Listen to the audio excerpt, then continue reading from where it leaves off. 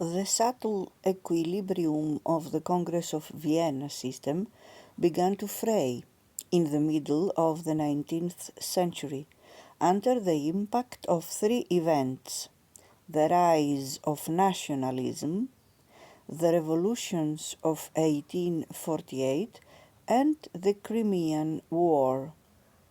Under the impact of Napoleon's conquests, multiple nationalities that had lived together for centuries began to treat their rulers as foreign.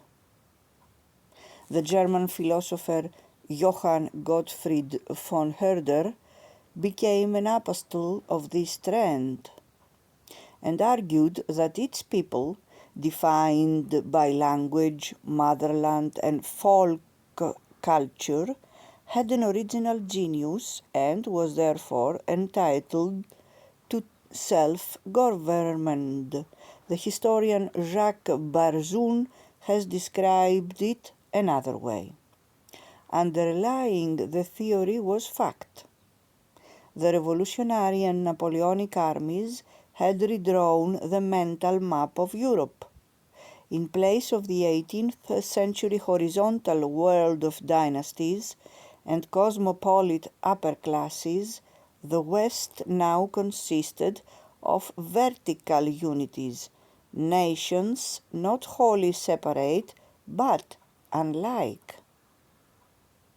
Linguistic nationalisms made traditional empires, especially the Austro-Hungarian Empire, vulnerable to internal pressure as well as to the resentments of neighbors claiming national links with subjects of the empire.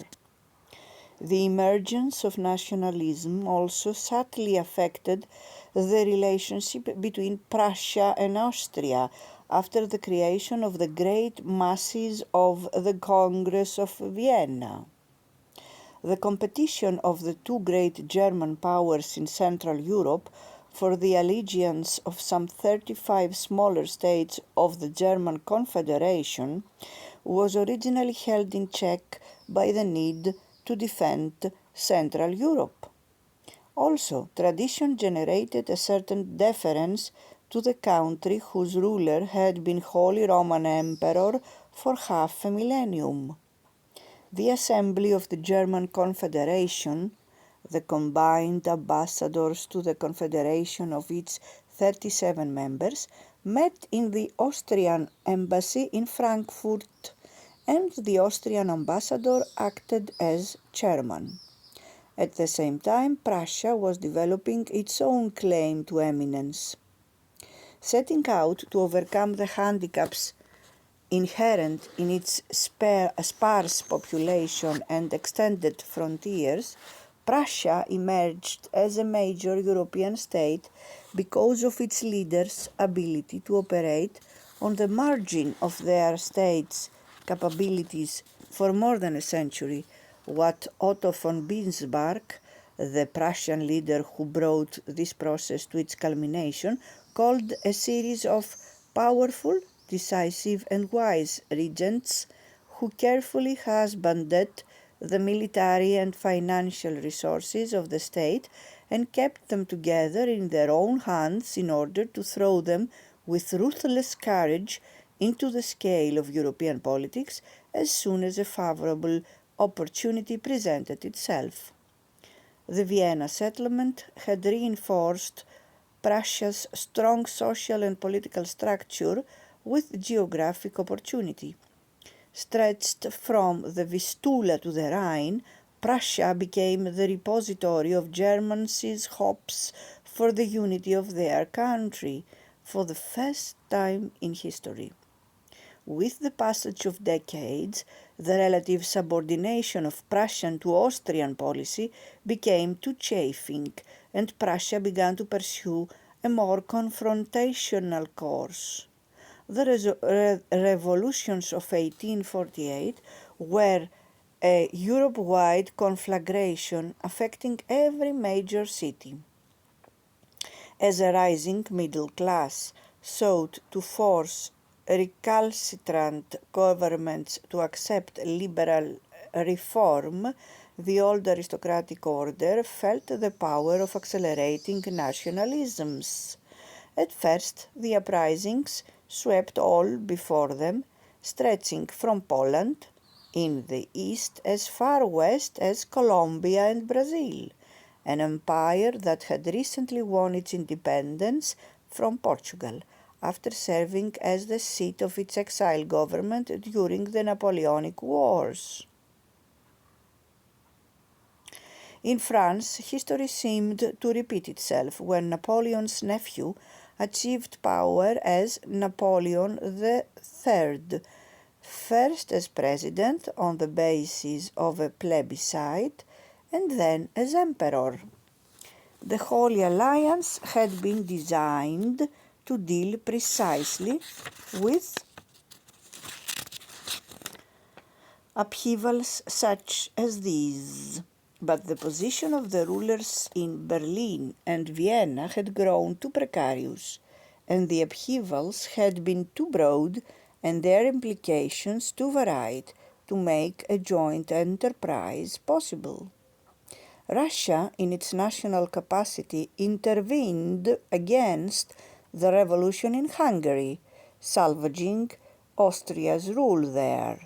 For the rest, the old order proved just strong enough to overcome the revolutionary challenge, but it never regained the self-confidence of the previous period. Finally, the Crimean War of 1853-1856 broke up the unity of the conservative states, Austria, Prussia, and Russia, which had been one of the two key pillars of the Vienna International Order. This combination had defended the existing institutions in revolutions. It had isolated France, the previous disturber of the peace. Now another Napoleon was probing for opportunities to assert himself in multiple directions. In the Crimean War, Napoleon saw the device to end his isolation by allying himself with Britain's historic effort to prevent the Russian reach for Constantinople and access to the Mediterranean. The alignment indeed checked the Russian advance, but at the cost of increasingly brittle diplomacy. The conflict had begun not over the Crimea, which Russia had conquered from an Ottoman vassal in the 18th century, but over competing French and Russian claims to advance the rights of favored Christian communities in Jerusalem, then within Ottoman jurisdiction. During a dispute over which denomination, Catholic or Orthodox, would have principal access to holy sites, Tsar Nicholas I demanded recognition of his right to act as protector of all Orthodox subjects of the Ottoman Empire, a significant population stretching across strategic territories. The demand, which amounted to a right of intervention in the affairs of a foreign state, was couched in the terms of universal moral principles, but cut to the heart of Ottoman sovereignty. Ottoman refusal prompted a Russian military advance into the Balkans and naval hostilities in the Black Sea. After 6 months, Britain and France, fearing the collapse of the Ottoman Empire and with it the European balance, entered the war on the Ottoman side. The alliance systems of the Congress of Vienna were shattered as a consequence. The war received its name because a Franco-British force landed in the Crimea to seize the city of Sevastopol, home of Russia's Black Sea Fleet.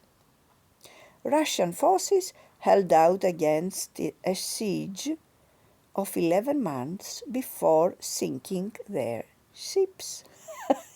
Prussia stayed neutral. Austria foolishly decided to take advantage of Russia's isolation to improve its position in the Balkans, mobilizing Austrian troops there. "We will astonish the world by the magnitude of our ingratitude," commented Austria's Minister-President and Foreign Minister Prince Schwarzenberg when presented with a Russian request for assistance. Instead, Austria's diplomacy supported the British and French war effort diplomatically, with measures approaching the character of an ultimatum. The effort to isolate Russia concluded by isolating Austria. Within 2 years, Napoleon invaded the Austrian possessions in Italy in support of Italian unification, while Russia stood by. Within Germany, Prussia gained freedom of maneuver. Within a decade, Otto von Bismarck started Germany on the road to unification, excluding Austria from what had been its historic role as the standard bearer of German statehood, again with Russian acquiescence. Austria learned too late that in international affairs, a reputation for reliability is a more important asset than demonstrations of tactical cleverness.